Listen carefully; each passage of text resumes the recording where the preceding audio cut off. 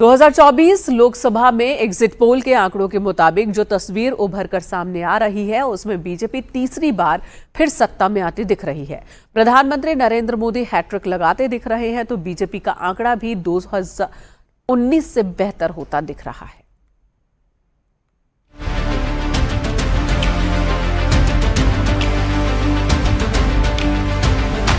2024 लोकसभा में exit poll के आंकड़ों के मुताबिक जो तस्वीर उभर कर सामने आ रही है वो बेहद चौंकाने वाली है। शाम को जो विपक्ष सरकार बनाने का दावा कर रहा था, कांग्रेस के राष्ट्रीय अध्यक्ष मल्लिकार्जुन खड़गे INDIA को 295 से ज्यादा सीटें दे रहे थे, लेकिन शाम ढलते ढलते जब दर्शकों ने टेलीविजन चैनलों पर एग्जिट पोल देखा तो खड़गे के दावों की हवा निकलती दिखाई दी। बीजेपी अब की बार फिर सत्ता में आती दिख रही है और प्रधानमंत्री नरेंद्र मोदी हैट्रिक लगाते दिख रहे हैं। न्यूज 18 पोल हब में जो आंकड़े आपको दिखाएंगे उसके पहले बता दें कि न्यूज 18 इंडिया पोल हब का एग्जिट पोल किन आंकड़ों पर आधारित है। 21 बड़े राज्यों में एग्जिट पोल किया गया। ये वो राज्य हैं जहां लोकसभा की 95% सीटें हैं। इन 21 राज्यों में 518 लोकसभा सीटों पर सर्वे किया गया और इस तरह 7 चरणों के मतदान के दौरान 95,000 से ज्यादा सैंपल लिए गए। ये सैंपल बता रहे हैं कि एनडीए की राह निष्कंटक है। जहां दक्षिण भारत के राज्यों में बीजेपी पहली बार खाता खोलती दिख रही है, तो वहीं उत्तर भारत के राज्यों का गणित बता रहा है कि बीजेपी बम्पर जीत हासिल करने वाली है। हालांकि असली नतीजों के लिए आपको 4 जून तक का इंतजार करना होगा, लेकिन फिलहाल एग्जिट पोल बता रहा है कि उत्तर प्रदेश में लोकसभा की 80 सीटें हैं कुल मिलाकर और इनमें बीजेपी को 64 से 67 सीटें मिल सकती है। कुल मिलाकर एनडीए के खाते में यूपी की 68 से 71 सीटें आ सकती है। यूपी में कांग्रेस को 3 से 6 सीटें मिल सकती है और उत्तर प्रदेश में INDIA गठबंधन को 9 से 12 सीटें हासिल हो सकती हैं। हिंदी पट्टी में बीजेपी की जीत दिल्ली का रास्ता क्लियर कर रही है। बिहार में जहां नीतीश कुमार के जेडीयू के साथ और उपेंद्र कुशवाहा की पार्टी के साथ हाथ मिलाकर एनडीए लड़ा, वहीं एनडीए की सीटें कम होने का अनुमान जताया जा रहा है। बिहार में लोकसभा की कुल 40 सीटें हैं और बिहार में एनडीए को 31 से 34 सीटें मिल सकती है और INDIA गठबंधन के खाते में 6 से 9 सीटें जा सकती है। हिंदी पट्टी का एक और बड़ा राज्य जहां बीजेपी पिछले 2 बार से बम्पर जीत हासिल कर रही है, उसका एग्जिट पोल देखें तो अब की बार MP में एनडीए फिर से बड़ी जीत हासिल करती दिख रही है। मध्य प्रदेश में लोकसभा की कुल 29 सीटें हैं। एग्जिट पोल के मुताबिक एनडीए को यहां 26 से 29 सीटें मिल सकती है, जबकि INDIA गठबंधन को 0 से 3 सीटें मिलने का अनुमान है। मध्य प्रदेश के पड़ोसी राज्य छत्तीसगढ़ में बीजेपी लगातार तीसरी बार बड़ी जीत हासिल कर सकती है। छत्तीसगढ़ में दिसंबर में कांग्रेस को विधानसभा चुनाव में हराकर बीजेपी ने बड़ी जीत दर्ज की और अब लोकसभा में भी बीजेपी वही जीत रिपीट कर रही है। छत्तीसगढ़ में लोकसभा की कुल 11 सीटें हैं। यहां एनडीए 9 से 11 सीटें जीतती दिखाई दे रही है, जबकि INDIA गठबंधन को यहां 0 से 2 सीटें हासिल हो सकती है। मध्य प्रदेश और छत्तीसगढ़ की तरह ही गुजरात में नतीजे दिख रहे हैं। गुजरात में बीजेपी के सामने कोई पार्टी ठहरती नहीं दिखाई दे रही। एग्जिट पोल बता रहे हैं कि यहां लोकसभा की सारी सीटें बीजेपी के खाते में जा रही है। गुजरात में लोकसभा की कुल 26 सीटें हैं और एग्जिट पोल के मुताबिक ये 26 की 26 सीटें बीजेपी के खाते में जा सकती हैं। गुजरात की जीत उस गुजरात मॉडल पर मुहर है जहां से PM मोदी की लोकसभा चुनावों में जीत की शुरुआत हुई थी। गुजरात में आम आदमी पार्टी भी लड़ी और कांग्रेस ने भी खूब ताल ठोके, लेकिन एग्जिट पोल में ये दोनों पार्टियां धराशायी होती दिख रही हैं। लेकिन राजस्थान में एनडीए को अब की बार घाटा होता दिखाई दे रहा है।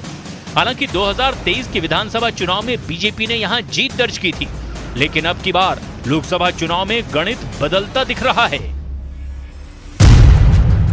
राजस्थान में लोकसभा की कुल 25 सीटें हैं। 2024 के लोकसभा चुनाव में बीजेपी यहां 18 से 23 सीटों पर जीत हासिल करती दिखाई दे रही है, जबकि इंडिया गठबंधन यहां से 2 से 7 सीटों पर जीत हासिल कर सकता है। क्लीन स्वीप किया था पिछली 2 बारी और इस बार 18 से 23 सीटें यहां पर। हिंदी पट्टी के 2 और राज्यों का एग्जिट पोल बता रहा है कि उसके सामने इंडिया गठबंधन कहीं नहीं टिकता। 9 में से 9 हिमाचल प्रदेश और उत्तराखंड का नंबर, ये बहुत बड़ा नंबर है, सुपड़ा साफ यहाँ पर 1 सीट का फायदा। यानी अनुराग ठाकुर जीत रहे हैं। हिमाचल प्रदेश और उत्तराखंड में लोकसभा की 9 सीटें हैं। इन दोनों राज्यों की सभी सीटों पर बीजेपी क्लीन स्वीप करती दिखाई दे रही है। 2024 के लोकसभा चुनाव में एक और बड़ा राज्य जिसमें एग्जिट पोल के मुताबिक कौन बाजी मारता दिखाई दे रहा है, ये भी देख लीजिए, क्योंकि ये राज्य है महाराष्ट्र, जहां शिवसेना भी टूटने के बाद पहली बार लोकसभा चुनाव में उतरी थी और एनसीपी भी 2 फाड़ होने के बाद ये पहला लोकसभा चुनाव लड़ती दिखाई दी। एग्जिट पोल के मुताबिक महाराष्ट्र में बीजेपी 20 से 23 सीटें जीत सकती है और कुल मिलाकर एनडीए के खाते में 32 से 35 सीटें आ सकती है। कांग्रेस को 6 से 9 सीटें यहां मिल सकती है और आईएनडीआईए गठबंधन के खाते में महाराष्ट्र में 15 से 18 सीटें आने का अनुमान है।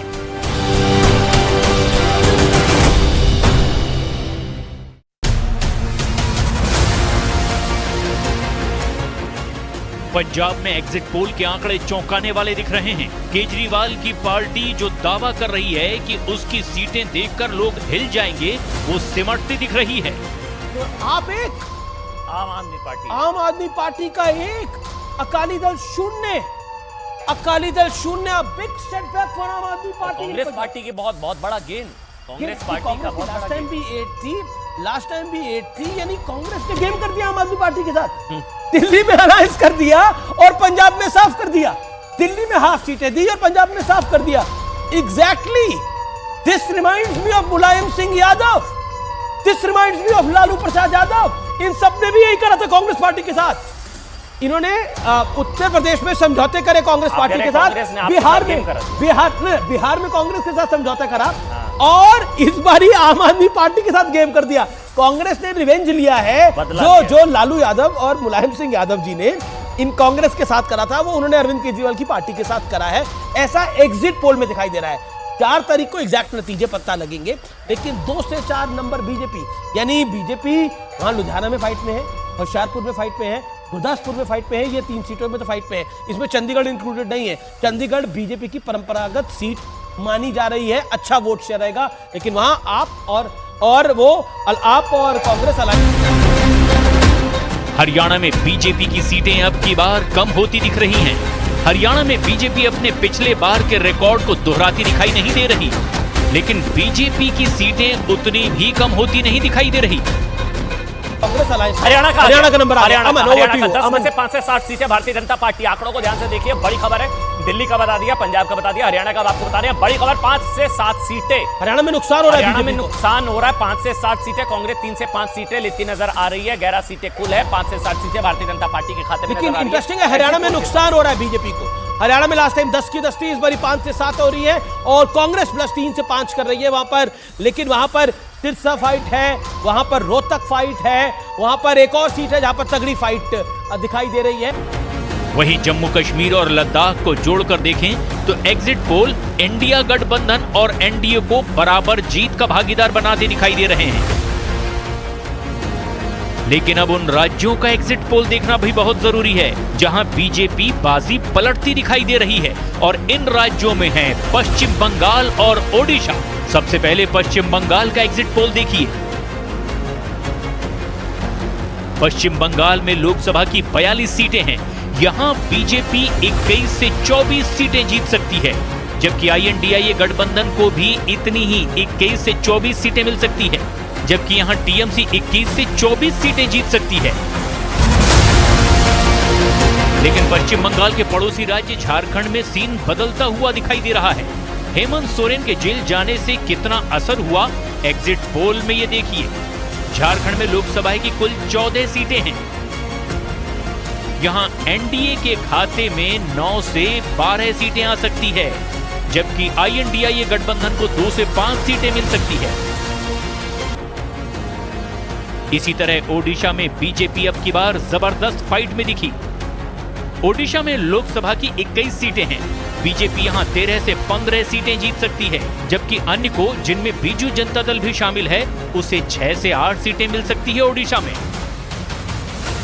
4 जून के पहले एग्जिट पोल ने तो क्लियर कर दिया कि दिल्ली की गद्दी एक बार फिर से एनडीए के हिस्से में जाती दिखाई दे रही है। और ये एग्जिट पोल अगर एग्जैक्ट पोल में बदला तो मोदी देश में इतिहास रचने वाले वो सियासी सूरमा कहलाएंगे जिसने भारत के राजनीतिक इतिहास के पन्ने में अपनी अमिट गाथा अंकित कर दी है।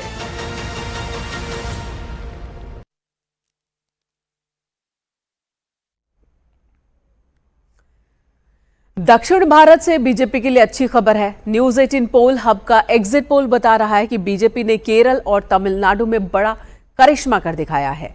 लेकिन एक बड़ी खबर कर्नाटक से भी। दक्षिण भारत की 131 सीटों पर बीजेपी का प्रदर्शन कैसे 2024 चुनाव का गेम चेंजर बन सकता है, इस रिपोर्ट के जरिए समझिए।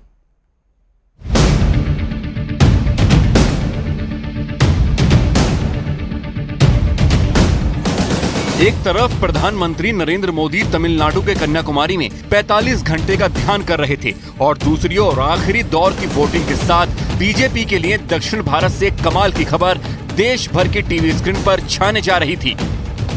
तमिलनाडु, केरल, कर्नाटक, तेलंगाना और आंध्र प्रदेश, इन 5 राज्यों में बीजेपी ने वो कर दिखाया है जिसकी उम्मीद की जा रही थी। न्यूज 18 पोल हब के एग्जिट पोल बता रहे हैं कि दक्षिण की 131 सीटों पर एनडीए को 51 से 54 सीट मिल रही हैं।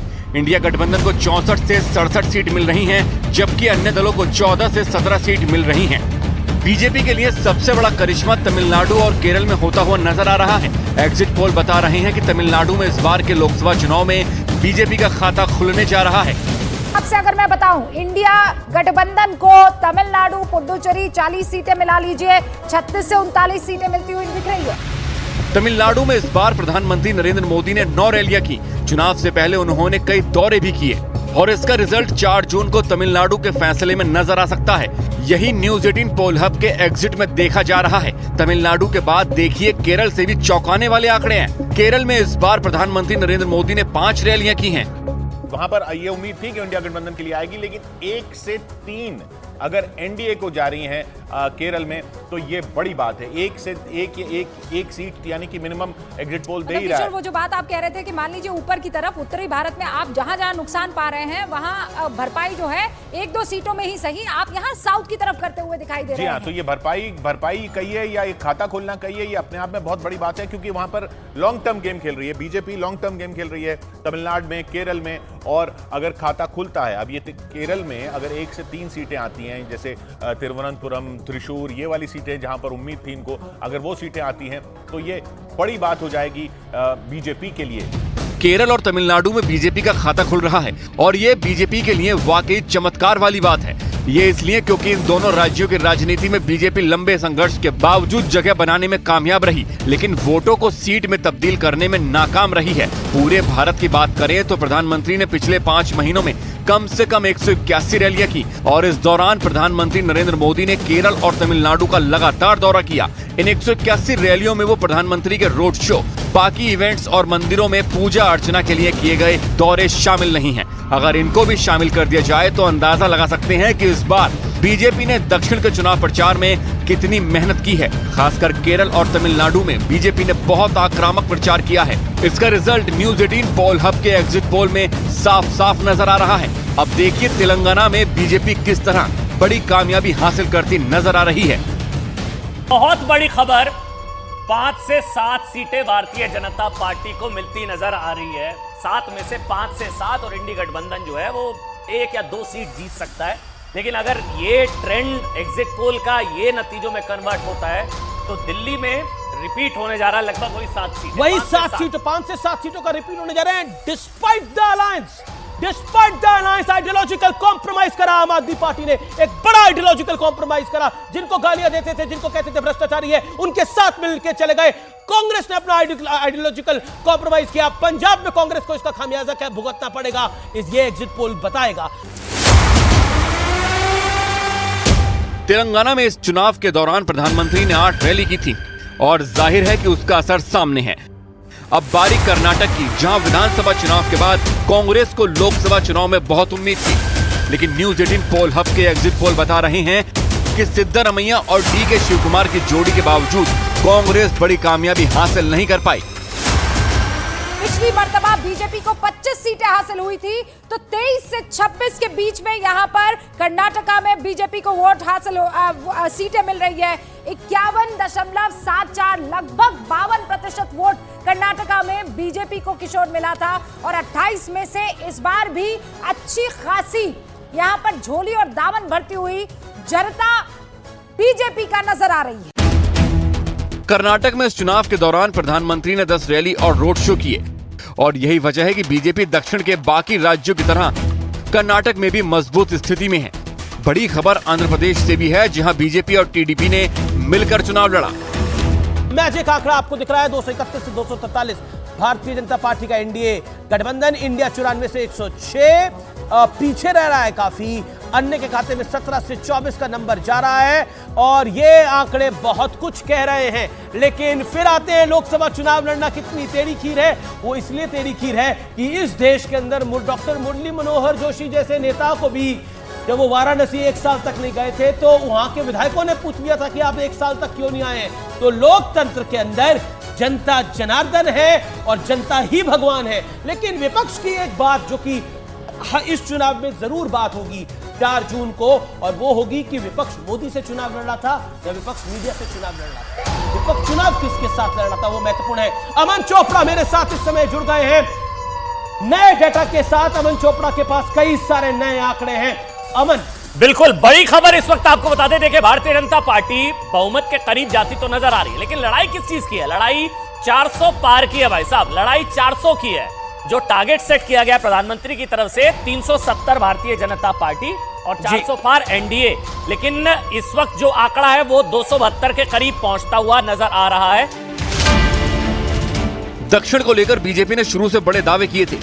बीजेपी ने कर्नाटक में JDS के साथ गठबंधन किया, आंध्र प्रदेश में तेलुगु देशम पार्टी के साथ गठबंधन किया और तमिलनाडु में भी गठबंधन के नए साथी जोड़े।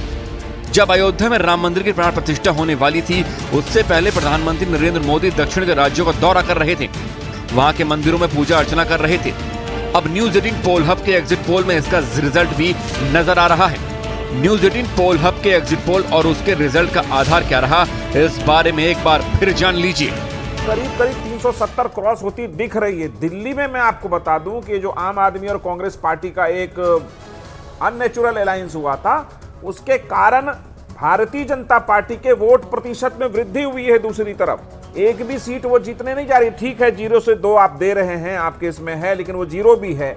अब आइए उत्तराखंड और हिमाचल में स्वीप करती हुई नजर आ रही है।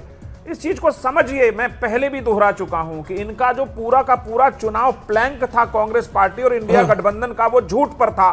दिल्ली में आम आदमी पार्टी को कहते थे आई लव यू, पंजाब पहुंचती कांग्रेस कहती थी आम आदमी पार्टी को आई हेट यू।